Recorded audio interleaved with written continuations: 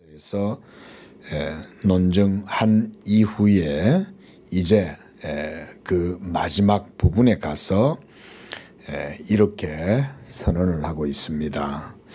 하나님의 지혜와 지식의 그 깊이와 그리고 풍성함. 지금 사도 바울은 로마서 서신 전체에서 이제 결론부에 해당하는 이런 내용들을 전하고 있습니다. 물론 12장부터 또 16장까지의 내용이 있긴 하지만 거기에는 이제 복음에 합당한 성도의 삶 이런 것들에 대한 내용이고요. 교리적인 논증, 교리적 증거들은 11장까지에 이르러서 이제 이 33절에 이르러서는 거의 이렇게 결론에 해당하는 그런 내용이라고 할 수 있습니다. 사도 바울의 결론은 뭡니까? 사람은 하나님의 섭리와 뜻과 판단, 하나님의 행동, 어떻게 보면 하나님의 가치 판단 이렇게도 볼 수 있겠죠. 자, 이것이 바로 복음의 경륜이고 섭리이고 하나님의 행동, 사역 이런 거라고 할 수가 있습니다. 그래서 사도가 하나님의 지혜와 지식은 너무나도 깊고 그리고 풍성함으로 사람은 가히 그 하나님의 길을 찾지 못하고 또 판단할 수 없다.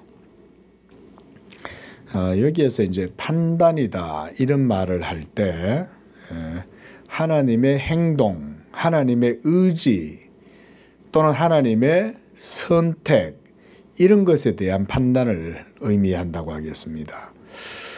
가령 예를 들어서 하나님이 에서는 미워하고 야곱은 사랑하고 또 하나님께서 어떤 자들에게는 영원한 복락에 이르는 생명의 그런 언약을 허락하여 주셨고 어떤 자들에게는 이 생명의 언약을 깨닫거나 맛보거나 누릴 수 있는 그런 은총에서 하나님이 제하여 버리시고 대표적으로 유대인들이죠. 유대인들은 하나님의 율법 언약 아래에서 오랜 세월 동안 아브라함 때로부터 모세 이후로부터 예수님이 오시던 그 당시까지 그들은 율법 아래에서 하나님을 섬겼지만 그들은 율법과 선지자들이 증거하는 바 하나님의 예수 그리스도 진리를 그들은 보지 못했죠. 도리어 그들은 완악하여져서 예수님을 끝까지 부인하고 예수님을 끝까지 배척하다가 결국 예수님을 십자가에 못 박아버리는 그런 지경으로까지 나아가게 됐습니다.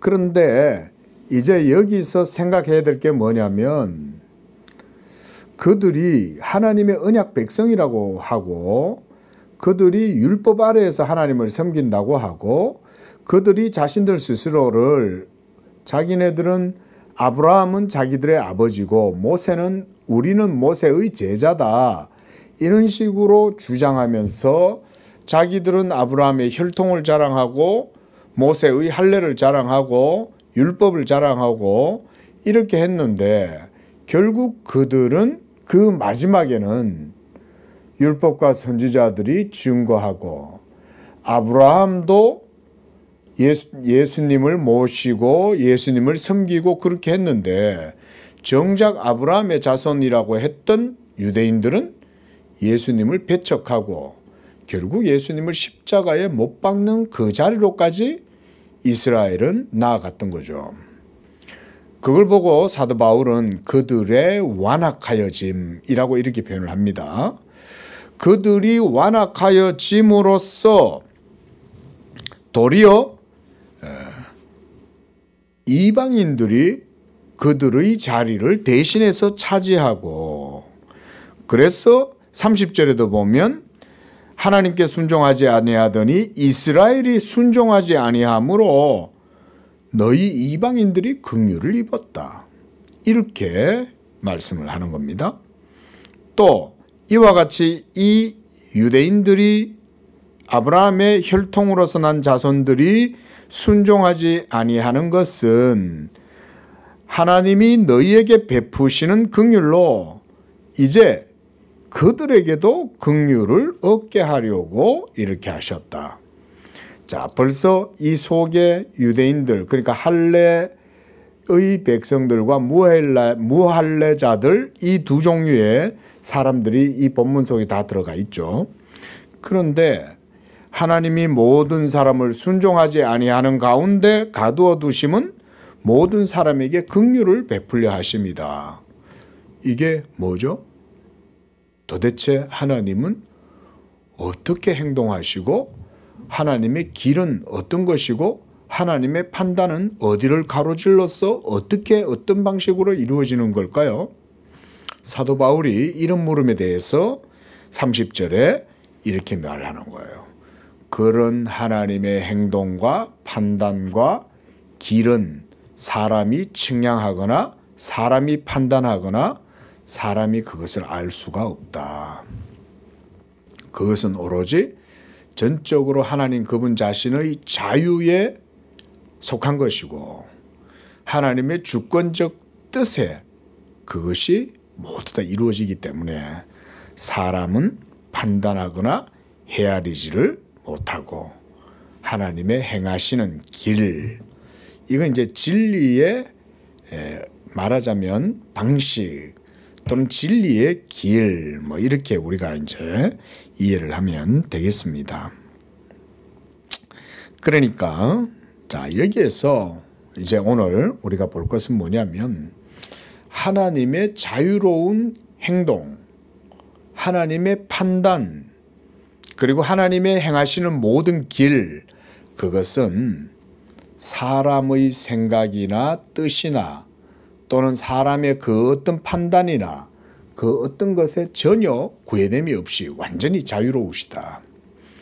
그리고 하나님은 오로지 자기의 의로우심을 따라서 모든 일들을 다 행하신다. 이게 성경에서 말하는 아주 중심된 교훈이죠. 이걸 우리가 그래서 하나님의 의로우심이다 이렇게 말을 합니다. 자, 우리가 그런 의미에서 한번 이제 계속 예정의 교리를 살펴보려고 합니다.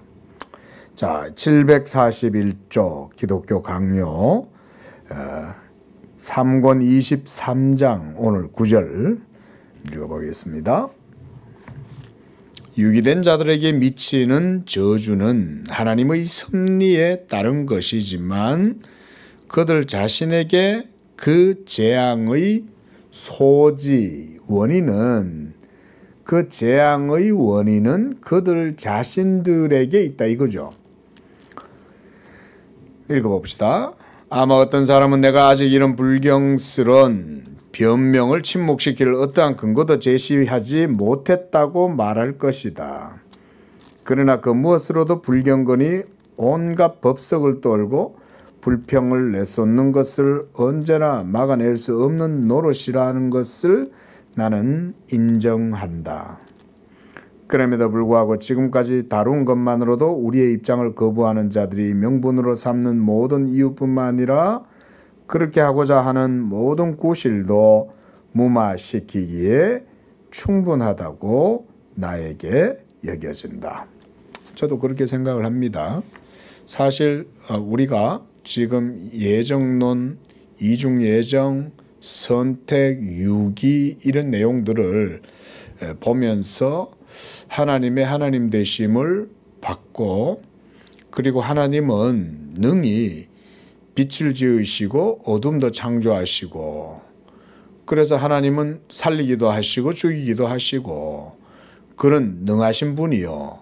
또 하나님은 절대 주권과 또 자기의 기쁘신 뜻, 그분의 의지에 의해서 자유롭게 행하시는 분이시고 우리가 이런 내용들을 다 봤죠.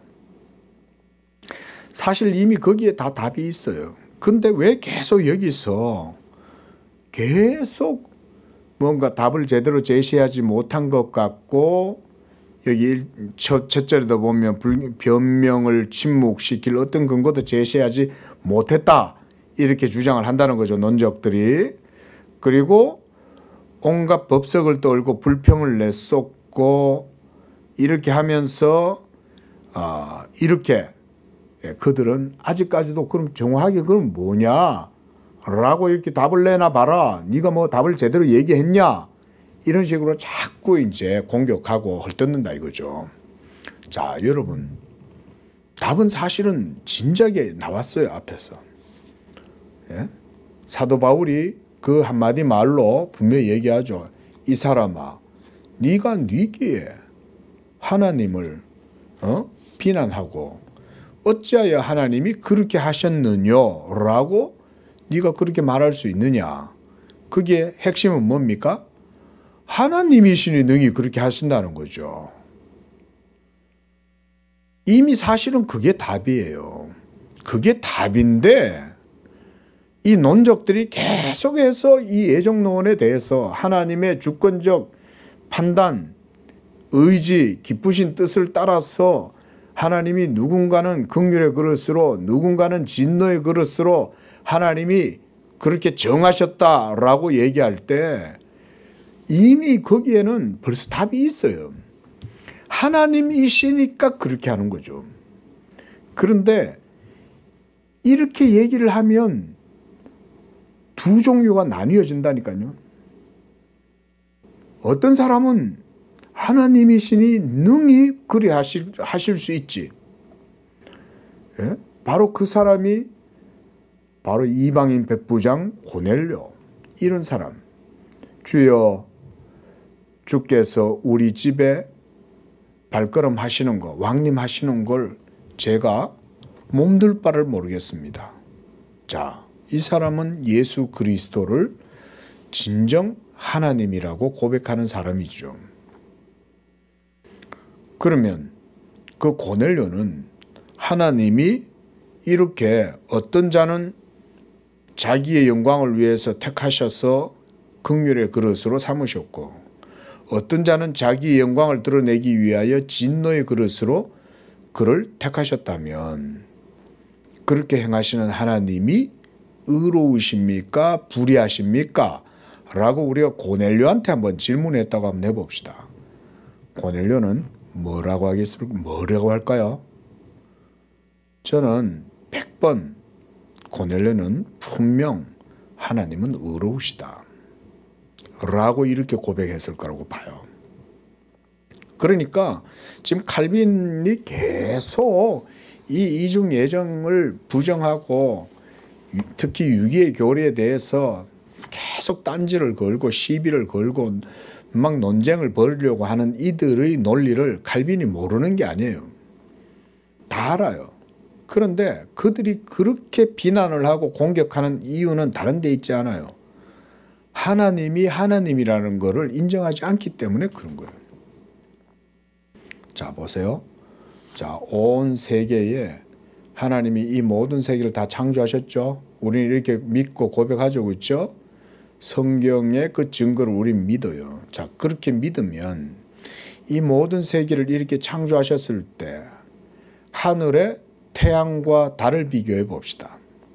자, 달이 하나님한테 그렇게 얘기한 자기를 지으신 하나님께 하나님 왜 나는 저 하늘의 태양처럼 빛나지도 못하고 저 태양이 비춰주는 빛만 비춰주고 그래서 나는 낮에는 존재감도 없고 밤이 되어야 그나마 조금이라도 내 얼굴이 비치고 하나님 왜 나를 이렇게 만드셨어요?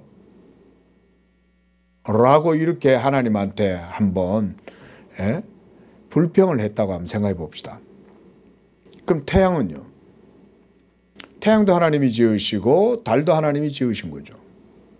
그뿐 아니라 이 온 우주에 가득한 모든 별들도 저마다 모습들이 다 다르잖아요. 어떤 사람은 어떤 별은 백색 거성, 어떤 별은 붉은 거성, 적색 거성, 어마어마한 태양의 크기와는 비교할 수도 없는 어마어마한 크기의 그런 별들도 있죠. 그래서 사도 바울이 뭐라고 그럽니까? 해의 영광이 다르고 달의 영광이 다르고 별의 영광이 다르고 하나님이 창조하신 이 모든 세계의 각각의 괴물들, 각각의 존재자들, 그 모든 또 사물들 각각 자기 형상으로 하나님이 창조하신 거죠. 그리고 그 창조하신 모든 세계는 다 하나님 보시기에 아름답고 그리고 조화를 이루죠. 그런데 그거보다 더 큰 것은 뭐냐면 구속의 역사예요. 자, 구속의 역사에서는 그거보다 더 큰 하나님의 섭리와 비밀이 거기에 담겨 있어요. 그것은 제가 예전에 한번 설명했죠. 바로 하나님의 깊은 은밀한 목적, 은밀한 작정, 그건 바로 한마디로 말하면 예수 그리스도가 나타나는 것에 있어요. 하나님이 이 온 우주 만물을 창조하실 때에 벌써 아담이 타락할 것을 아시는 거예요. 근데 타락하는 걸 아시면서도 하나님은 세계를 창조하신 거예요. 그러니까 세계가 창조되기도 전에 하나님은 벌써 아담의 타락을 미리 아시는 거예요. 근데도 하나님이 세계를 창조하셨어요. 그러면 우리는 왜라는 질문을 해봐야 되겠죠. 왜일까? 우리가 그 속에 여러 이야기들을 할 수 있겠지만 핵심적이고 가장 중요한 태제, 저는 그걸 하나님의 태제다 그랬어요.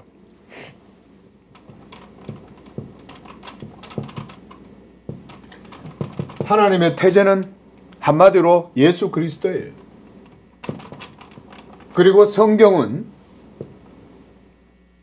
이 하나님의 태제를 풀어서 설명하는 계시의 증거예요. 마이클 로튼이라고 하는 미국의 지금 이제 웨스트민스터 캘리포니아에 있는 거기에서 이제 지금도 아마 교수로 있는 걸로 아는데 조직신학 하시는 분이죠. 근데 그분이 이제 이런 걸 뭐라고 하냐면 하나님의 드라마다 이렇게 표현하더라고요. 하나님의 드라마. 또 다르게는 그분은 이걸 언약 담론이라고 그래요. 뭐 저는 의미는 같다고 생각합니다. 근데 하나님께서 이 태제를 펼치고 드러내실 때 이 드라마의 형식으로 이렇게 하셨다. 그분은 이런 식으로 설명을 하는 거예요. 설명을 이렇게 하는 거고 그게 바로 디스코스, 언약 담론이다. 이렇게 이제 보는 거죠. 저하고 약간 맥락은 좀 비슷한데 어쨌든 저는 그냥 이렇게 표현해요. 하나님의 태제다. 하나님의 태제는 성경 속에 바로 예수 그리스도시고 최종적으로 종말론적으로 이분도 이제 언약과 종말론 이런 책이 있는데 최종적으로는 결국은 언약의 실체 대신 예수 그리스도가 나타나는 거예요. 드러남. 이 창세전부터 하나님 안에 있었던 비밀, 영광의 소망인 예수 그리스도다. 성경은 사도 바울은 이렇게 얘기하죠. 너희 안에 계시니 곧 이스라엘의 소망 그리고 비밀 바로 예수 그리스도시다. 이렇게 얘기하죠. 그게 바로 하나님의 태제예요. 그러니까 하나님의 목적과 뜻은 여기에 있어요. 그런데 이것이 창세전에 아담 언약에서는 아직은 감추어져 있었어요. 그런데 서서히 이제 드러나는 거예요. 예? 이런 게 이제 우리 개혁신학의 전망입니다. 이런 게 전망의 퍼스펙티브예요. 그리고 호라이즌 이런 거죠. 그러니까 하나님은 아담을 처음에 자기 형상을 따라서 창조하셨지만 아담의 타락을 미리 아셨지만 그래도 하나님은 창조하신 거예요. 그리고 아담의 타락 이후에 구속에 이 하나님의 언약의 드라마가 이제 전개되기 시작했어요. 펼쳐져요. 이제 호튼의 표현에 의하면 이제 하나님의 드라마예요, 드라마. 그럼 이 드라마는 아담이 주인공이 아니죠. 아담은 그렇게 따지자면 조연, 주연은 예수 그리스도인데 아직 예수 그리스도는 안 나타났어요. 하나님의 태제는 계속해서 진행되고 있어요. 그러다가 이것이 감추어졌던 것 같은데 이스라엘의 역사 속에 이런 하나님의 의도가 계속해서 이제 진행이 되죠. 특별히 이것은 언약의 계보를 통해서 드러나죠. 그죠? 어떤 자는 선택받지만 어떤 자는 하나님의 선택에서 벗어나요. 이스마엘은 하나님의 약속을 받지 못했어요. 그래서 이삭이 아브라함의 기업을 누리고 이스마엘은 이삭에게서 떠나야 했어요. 그래서 아브라함이 이삭 말고도 아브라함의 자손들이 있습니다. 이삭 말고 또 죄송합니다. 이스마엘 이외에도 아브라함에게는 많은 소생들이 있었어요. 그런데 나중에 아브라함이 어떻게 하냐면 너희들 다 이 재산 나눠줄 테니까 너희들 이거 가지고 다 여기서 떠나. 그렇게 해가지고 아브라함의 자손들은 다 가나안 땅에서 다 떠납니다. 그리고 오직 이삭만 그 땅에 있어요.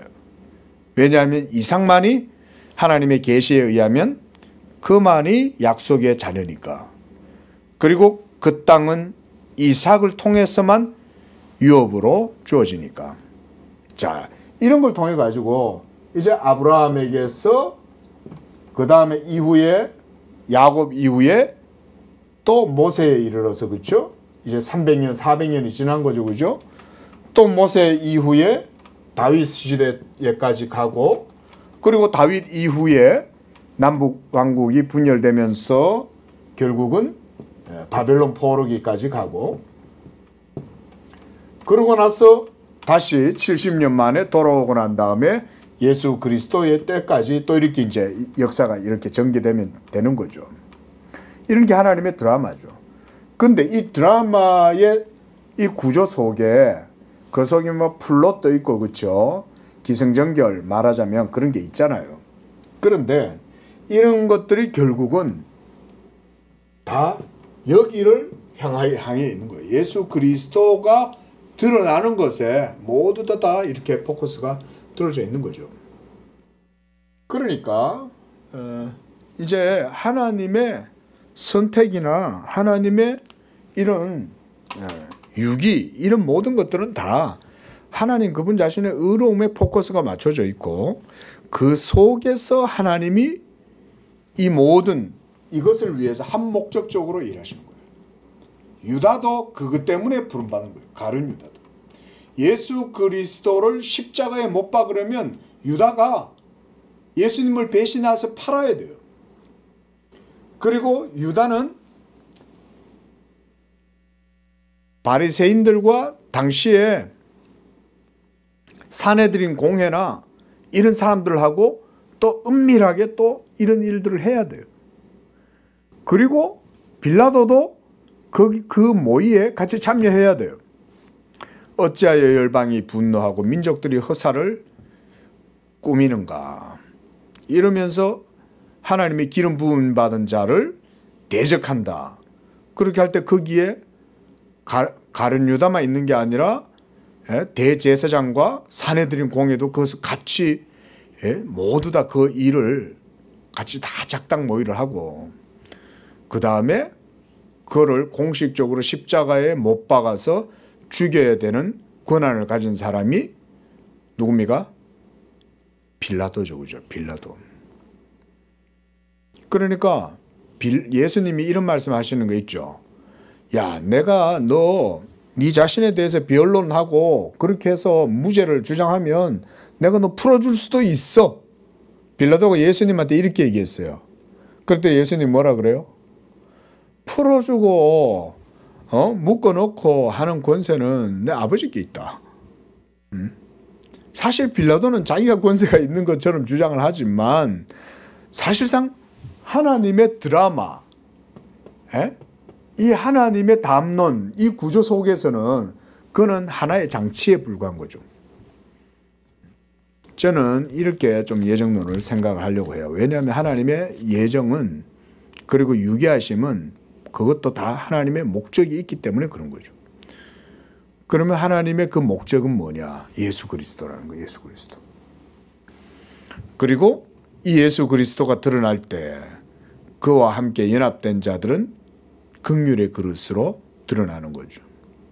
하나님의 자비하심과 하나님의 선하심과 하나님의 의로우심으로 말미암아 하나님이 택하신 자들, 그래서 그들을 믿게 하고 그래서 그 믿음으로 의롭다 하고 그들을 영화롭게 하는 바로 그 하나님의 그 놀라운 은총이 드러나는 거예요.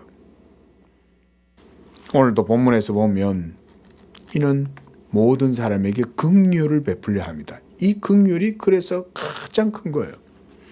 그게 바로 복음의 긍휼이죠. 자, 두 번째 문단. 유기된 자들은 자기들이 죄를 지을 필연성을 피할 수 없다는 점에 근거해서 특별히 이러한 필연성이 하나님의 결정으로 자기들에게 던져졌다는 점에 착안해서 죄를 짓는 것이 변명될 수 있기를 원한다. 자, 뭔 말인지 아시겠죠? 그러니까 하나님이 결정하셨기 때문에 자기들은 그러니까 죄를 짓는 게 정당하다. 이렇게 이제 이런 논리로 본다는 거죠. 그러나 우리는 그들의 변명이 적절하다고 보지 않는다. 왜냐하면 그들은 자기들이 멸망에 이르게끔 정해진 것이 하나님의 결정 때문이라고 불평하지만 그 결정에는 공평이 그 자체로 함의되어 있으며 실로 그것은 알 수 없는 것이지만 그 무엇보다 확실한 것이기 때문이다. 자, 요거 잘 이해해야 돼요. 먼저 간단하게 얘기를 해볼게요. 이게 뭔 얘기입니까? 그러니까 하나님이 뭔가를 미리 결정하고 버리셨다. 그래서 버림받은 자들은 죄를 짓고 그래서 그들은 하나님의 은총과 진리 가운데 이르지 못하게 되고 그래서 어둠 가운데 그들은 멸망할 수밖에 없는데 그때 그 멸망은 그들의 죄 때문이 아니라 하나님의 결정 때문에 그렇다 라는 식으로 주장한다 이거죠. 그런데 그렇게 보면 안 된다고 얘기하는 거예요. 도리어 하나님이 그렇게 결정하셨다. 그를 진노의 그릇으로 택하거나 그를 그래서 버리셨을 때는 그 하나님의 유기에는 벌써 하나님의 공의가 작동하고 있다는 거예요.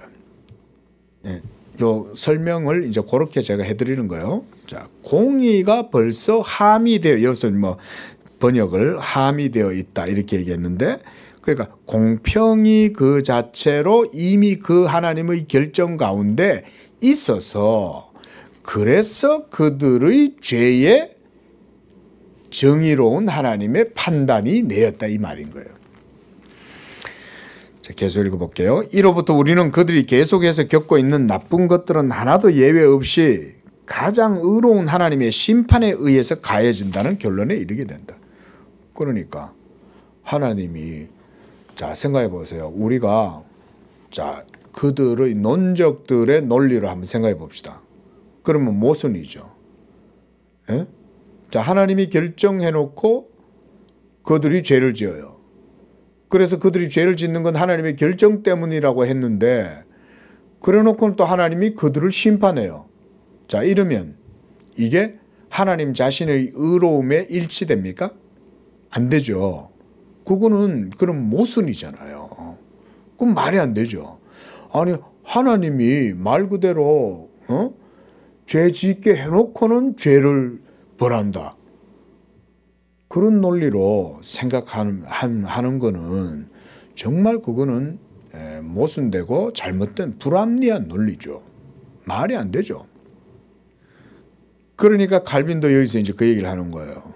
그들이 죄를 짓고 하나님의 진리에 이르게 하지 못하고 그래서 하나님이 그들을 버리셨을 때는 이미 그 가운데 하나님의 공의가 작용하고 있고 그 공의로 말미암는 판단이 그들에게 내려졌기 때문에 그래서 그들은 죄를 짓고 그 죄로 멸망한다. 이렇게 얘기하는 거죠.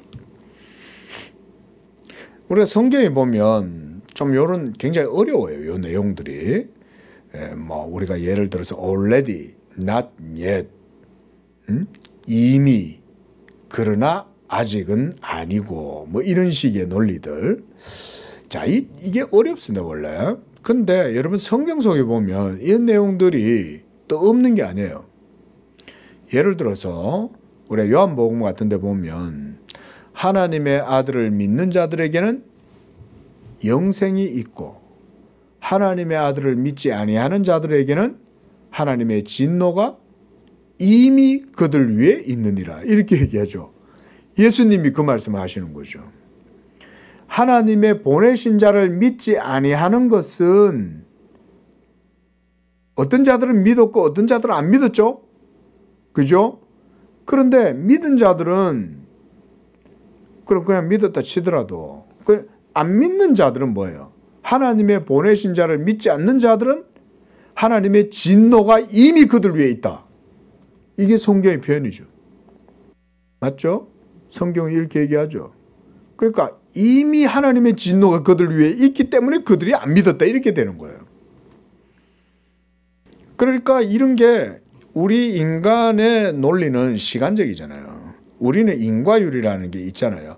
원인이 있고 결과가 있고 우리는 이렇게 생각하지만 하나님은 그런 인과율 위에 계실 뿐 아니라 도리어 그런 인과율 자체도 하나님의 전적 주권과 영광에 의해서 모든 것들이 다 하나님의 결정을 따라서 이루어지는 거예요.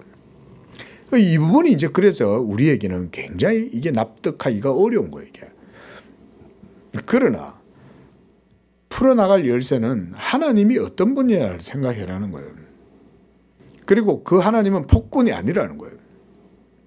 폭군이 아니라 하나님이 이미 인류가 아담 안에서 멸망할 걸 아시면서도 허용해 놓으시고 허용하셨을 때도 그냥 맹목적으로 그냥 내버려 두신 것이 아니라 적극적으로 하셨다.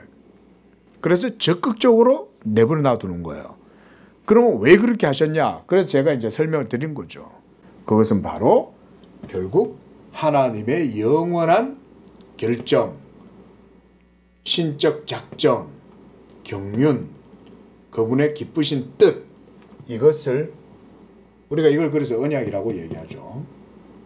바로 이것을 언약 담론이다 이렇게도 얘기했지만 이게 하나님의 태제라는 거예요.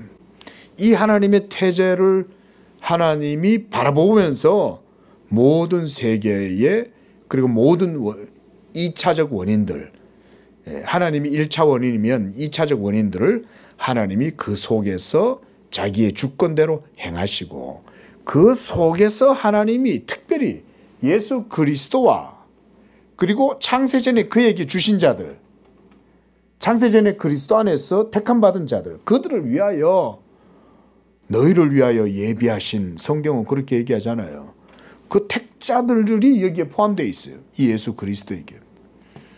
그래서 너희를 위하여 예비하신, 예정하신 예수 그리스도를 보내시리니 그랬잖아요. 그 예수 그리스도를 통해서 긍휼의 그릇들에게 긍휼을 베푸심으로써 자기의 영광을 드러내려고 하신 거예요. 이게 하나님의 자기의 의로우심을 드러내는 거예요. 자, 이렇게 하나님이 자기의 의로우심을 드러낸다라고 말할 때 그 반대급부, 그 컨트래스팅 되고 있는 그 반대 상황은 뭐예요? 하나님이 불의하다라고 불평하는 자들이 있죠. 하나님의 하나님 되심을 싫어하고 하나님의 왕 되심을 싫어하고 그래서 그리스도를 십자가에 못 박아 죽게 하면서 조롱하고 멸시했던 자들, 그들이 하나님의 의로우심에 반대되는 자들이죠. 그리고 예정교리가 증거되어질 때 저는 특별히 이런 것들이 그런 데서 드러난다고 봐요. 그래서 이 예정의 교리가 심오할 뿐 아니라 아주 엄중한 교리예요. 예정교리는. 그래서 어떤 자들은 이 예정교리를 폄훼하고 그래 되게 무시하고 폄훼하는 사람들 뭐라고 얘기하냐면 이거 완전 뭐 미쳤다 이런 얘기까지 하는 사람들도 있어요. 그래서 칼빈은 이단이다. 칼빈의 예정론은 이단적이다. 이런 얘기까지 하는 사람이 있는데 여러분 성경을 그렇게 어설프게 봐가지고 되겠어요? 성경을 들여다보면 어떻게 그거를 부정할 수 있냐고요. 742쪽입니다. 따라서 자기들의 저주가 어디로부터 오는 것인지 그 기원을 찾아보려고 가장 깊이 숨겨진 성역인 하나님의 계획에 시선을 응시하지만 정작 그것이 실제로 솟아나는 원천인 본성의 부패에 대해서는 눈 감아버리는 자들이 얼마나 본말이 전도된 사악한 행위를 일삼고 있는지 우리는 가르치고자 한다. 하나님은 이러한 그들의 비난이 자기에게 돌려지지 못하게 막으시려고 자기의 창조에 대해 다음과 같이 증언하신다.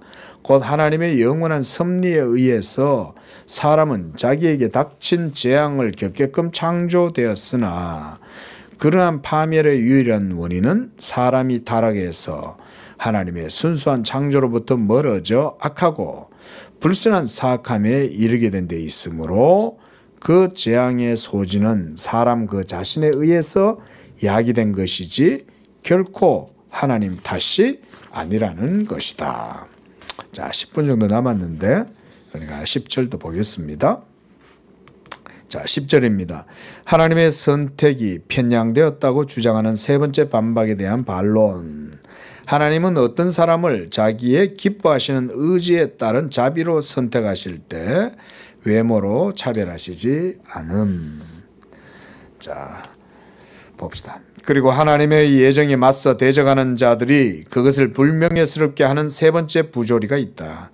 그들은 하나님이 사람들을 보편적인 멸망으로부터 구출해내서 자기 나라의 상속자들로 삼으시는 것을 오직 그의 의지의 뜻에만 돌리는 우리의 입장을 거부하고 우리처럼 본다면 성경이 어디에서나 할 것 없이 부인하고 있는 인간 차별이 있게 된다고 추론하며 이 경우 성경이 그 자체로 모순된다고 하든지 아니면 하나님의 선택에 공로의 측면이 있다고 하든지 양자택일을 해야 한다고 결론 짓는다. 자, 뭐 생각을 명철하게 못하는 거예요. 이게 뭐가 중요한 사안이고 뭐가 핵심 포인트고 뭐가 집중해야 되는 것인지를 논지를 정확하게 파악을 해야 되는데 대부분 이 예정하다 보면 이들뿐만 아니라 이 칼빈의 논적들뿐만 아니라 오늘날도 마찬가지예요. 주장하는 바가 뭔지도 몰라요. 자기들이 지금 뭔 말을 하고 있는지도 잘 몰라요. 그리고 지금 자기들이 비난할 때 정확하게 그럼 뭘 비난해야 되겠어요? 그 부분은 모른다 이거예요. 자, 그러나 칼빈 입장에서 그리고 성경제 입장에서 하나님의 하나님 되심 이거를 그럼 정확하게 공격하면서 반론을 해야 되겠죠. 자, 하나님의 하나님 되심을 정확하게 공격할 수 있어요? 그거 하나만 해도 그 논지에 분명하게 집중해도 할 말이 없죠. 그러니까 보통 이런 사람들은 뭐냐면 자기네들이 뭔 말을 하려는지도 모르는 거예요. 지금 자기네들이 논적의 대상이 되는 게 칼빈이 아니라 성경이 아니라 하나님 자신이라는 사실을 모른다 이거예요. 응? 말은 많아요. 그래서 대부분 진리에 관심 없는 사람들은 보면 쓸데없는 말이 많아요. 정확한 논지가 뭔지에 집중을 안 해요. 지금 이 핵심 포커스가 뭐야? 딱 그거를 그러면 그게 성경에 있으면 뭐라고 얘기해? 성경에서 하나님은 어떤 분이고 그 하나님이 어떻게 하시는지 성경이 뭐라고 얘기해? 그러면 쉽게 입을 닫고 하나님께 영광을 돌릴 텐데 끝까지 집어댄다 이죠. 그래서 칼빈이 개라는 말을 많이 쓰는 거예요. 조용해 이래도 계속 짖잖아요. 예? 너 조용하네 주인이 막 방에서 시끄러 이래도 밖에서 계속 짖죠 개가. 그래서 칼빈이 개라는 말을 자주 써요. 오늘날도 뭐 저야 요즘은 뭐 논쟁을 많이 안 했지만 옛날에 이렇게 뭐 인터넷 같은 데서 막 이렇게 하잖아요. 그럼 그런 사람들 보면 자기네들이 지금 뭘 대상으로 공격하고 있고 뭘 대상으로 무슨 주제를 지금 반론을 제기하고 있고 이거가 정확히 그게 뭔지 모르고 막 떠드는 거예요. 먼저 성경에서 하나님이 인간 차별을 하는 분이 아니라고 하는 것은 그들이 판단하는 것과는 다른 뜻에서이다. 왜냐하면 여기서 말하는 인간은 사람이 아니라 사람 안에 있는 것들 중에 현저히 눈에 띄는 것들, 즉 통상적으로 호의, 은혜, 품위를 낮게 하거나 미움, 경멸, 불명예를 야기하는 것들로서 혹은 재산, 부익, 부, 권능, 고귀함, 통치권, 고국, 우아한 외모 등이나 혹은 가난, 무능, 비천한, 더러움, 경멸 등을 뜻하기 때문이다. 하나님은 외모로 인간을 차별하지 않으신다는 베드로와 바울의 가르침은 이 점을 깊이 고려하는 가운데 받아들여야 한다. 이와 같이 주님은 유대인과 헬라인을 민족이 서로 다르다는 이유 하나 때문에 어느 한편을 받아들이고 다른 한편을 배척하지 않으신다. 마찬가지로 야고보가 주장하기를 원하듯 사람을 판단하실 때 결코 재산을 고려치 않으신다. 또한 바울은 다른 본문에서 하나님은 판단을 하심에 있어 어느 사람이 자유로운 상태에 있는지 남에게 예속된 상태에 있는지 전혀 명분을 삼지 않는다고 전한다. 그러므로 하나님이 자기의 기뻐하심을 쫓는 의지에 따라 어떤 사람들을 자기 자녀들로 선택하실 때 다른 사람들은 배척되고 유기된 채 있게 된다고 우리가 말할지라도 아무도 이를 반박할 수 없을 것이다. 그럼에도 불구하고 이 사안을 더욱 만족스럽게 설명할 길이 있다. 그들은 질문한다. 공로에 있어서 전혀 구별되지 않는 두 사람 중 한 사람을 선택해서 뽑고 다른 사람을 제외시키는 일이 과연 하나님께 있을 법한 일인가? 이에 대해 나는 다음과 같이 되묻는다. 택함을 받은 사람에게 과연 하나님이 자기 마음을 쏟을 만한 무엇이 있다고 그들은 생각하고 있는가? 우리가 여기서 무익한 종 생각하시면 돼요. 여러분들 자신들도 하나님께 그렇게 고백을 하세요. 여기 서 있는 목사도 그렇게 고백을 해요. 하나님, 저는 지옥 가도 정말 하나님 앞에 아무 불평할 수 없는 그런 자입니다. 이렇게 고백을 하는 사람이어야 돼요. 하나님, 나는 이미 아담 안에서 하나님의 영원한 형벌과 저주 가운데 있었는데 하나님께서 무한한 자비와 값없는 은총과 긍휼을 베풀어 주심으로써 나를 오로지 하나님의 영광의 찬송으로만 부르셨나이다. 내가 하나님 앞에 자랑할 것이 아무것도 없나이다. 설령 내가 어떤 선한 일을 행하여서 많은 사람들에게 그 선한 영향력을 미쳤다 할지라도 그 선한 영향력조차도 나는 무익한 종입니다. 요 고백까지 이제 나가야 돼요. 예? 그러니까 지금 칼빈이 이런 얘기하는 거죠. 설령 어떤 사람이 자기가 택함받은 사람이라고 치면 그 택함받은 사람이 하나님께서 자기 자신에게 뭔가 자기를 택할 만한 근거가 있어서 나를 택했다라고 생각하겠냐 그 말인 거예요. 그게 지금 칼빈이 지금 그 얘기하고 있는 거예요. 자, 하나님의 택함받은 사람들은 그렇게 생각할까요? 그렇게 생각하지 않겠죠. 도리어 이 모든 일을 다 행한 후에 이건 내가 마땅히 해야 할 일이고 다 행하고 나서도 나는 무익한 종이야. 이렇게 얘기하지 내 속에 하나님이 나를 선택할 만한 그런 어떤 자질이나 어떤 원인이 나한테 있어. 이렇게 얘기 안 한다 이 말이죠. 과연 그런 것이 아무것도 없다고 인정하는 한 그들은 필히 하나님은 사람의 됨됨이를 고려하지 않으시고 자기 자신의 선하심에서 은총을 베푸시는 이유를 찾는다는 결론에 이르게 될 것이다. 저는 이것이 우리 모든 성도들, 예수를 진실하게 믿는 성도들이라면 다 이렇게 고백해야 된다고 봐요. 그러니까 여러분들 예정론 얘기할 때 왜 자꾸 딴지를 걸고 왜 자꾸 반론을 제기하고 그럴까요? 그 이유는 다른 데 있지 않아요. 자기 자신 안에 의로움이 있다고 생각하는 거예요. 그래서 하나님이 어떤 자는 택하고 어떤 자는 버렸다 이렇게 얘기하면 하나님이 어찌 그러냐 이런 질문할 때 그 질문의 의도가 어디 있냐면 여기 있어요. 결국은 내 속에도 의가 있다는 거예요. 내 속에도 하나님의 택하심을 받을 만한 자격이나 조건이 있다 이렇게 생각하기 때문에 자꾸 그 생각을 벗어나지를 못하는 거예요. 그러니까 이 논쟁에 있어서 핵심 포인트가 뭔지를 바르게 못 바라보는 거예요. 하나님의 주권과 자유와 기쁘신 뜻 여기에 포커스를 정확히 잡고 하나님의 하나님 되심을 인정하고 그게 핵심인데 그걸 못 봐요. 그게 아니라 자꾸 사람을 본다 이거죠.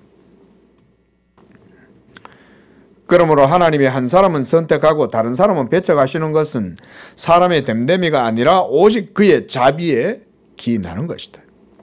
그 자비는 하나님의 기뻐하심에 따른 장소와 때를 쫓아 그 자체로 드러나고 표현된다. 우리는 또한 이를 육체를 따라 지혜로운 자가 많지 아니하며 능한 자가 많지 아니하며 문벌 좋은 자가 많지 아니하다라고 전하는 다른 본문을 통해 확인하게 된다. 여기에서 하나님은 육체의 교만을 꺾어 겸비하게 하신다. 이게 저는 예정론 교훈의 유익이라고 봐요. 이와 같이 하나님의 호의는 사람의 외모에 매이지 않는다. 이것 때문에 하나님이 긍휼과 자비를 베풀어 주시는 거예요.